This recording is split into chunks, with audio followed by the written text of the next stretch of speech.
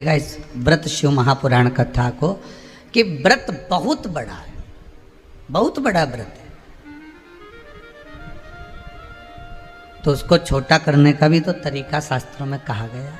श्री शिवाय नमस्तुभ्यम।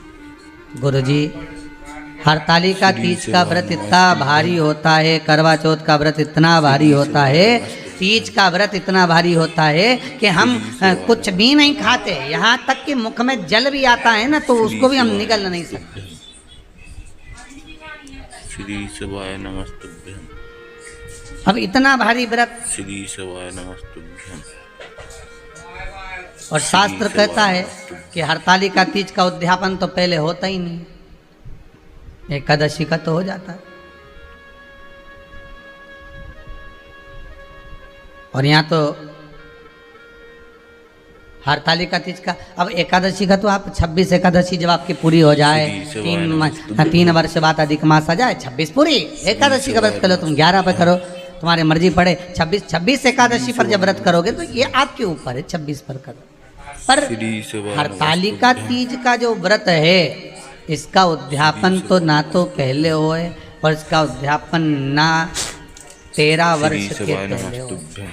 इसका उद्यापन तो जब तक कन्या हो, चाहे स्त्री हो, चाहे नारी हो, चाहे पुरुष हो, हरतालिका तीज का अगर उसको उद्यापन करना है तो 13 वर्ष तक तो आपको व्रत करना ही पड़ेगा, उसके बाद ही इसका उद्यापन होता है।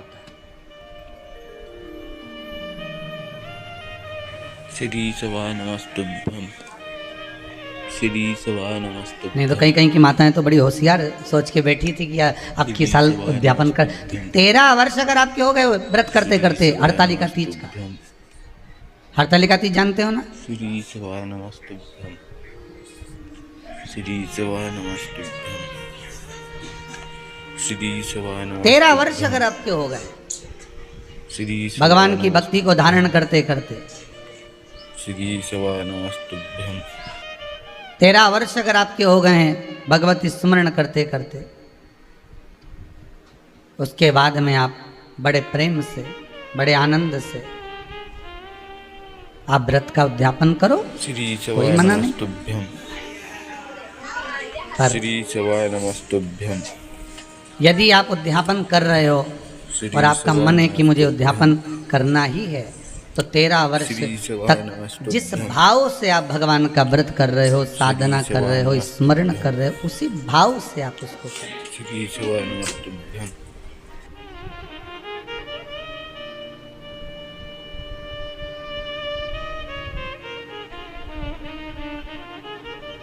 गणेश चतुर्थी के एक दिन पहले आ जाती है, सहज भाषा में समझ लो तीज को, हस्त नक्षत्र। श्री शिवाय नमस्तुभ्यम।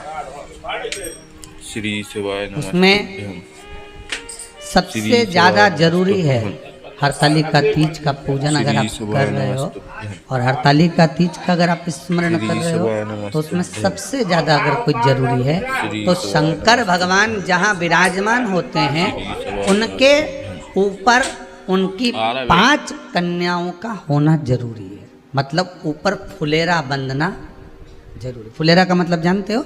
एक जैसे शंकर भगवान नीचे विराजमान है और ऊपर जो जलाधारी बनती है ना, तो जलाधारी की जगह पर शंकर भगवान की हरतालिका तीज के दिन जब नारियां पूजन करती हैं, माताएं पूजन करती हैं, कन्याएं पूजन करती हैं, तो उस पर जलाधारी की जगह फुलेरा बनता है। मतलब फूल की मालाएं उसमें लटका दी जाती है। अब कितनी माला लटकाना चाहिए?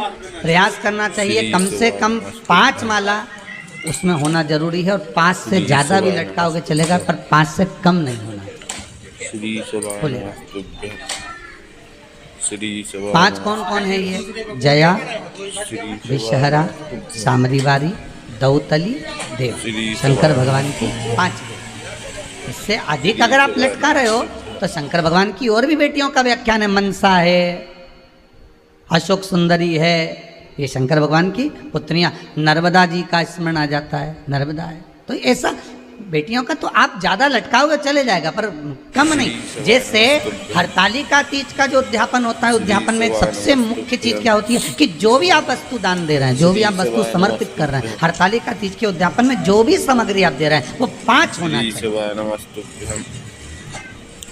श्री शिवाय नमस्तुभ्यं। जैसे फुलेरा का वर्णन किया कि फुलेरा श्री 5 शिवाय माला से ज्यादा होगा चलेगा, पर 5 से कम नहीं, अधिकता में। राधे राधे दोस्तों, पंडित प्रदीप मिश्रा जी की ऐसी वीडियो देखने के लिए हमारा चैनल सब्सक्राइब करें। राधे राधे।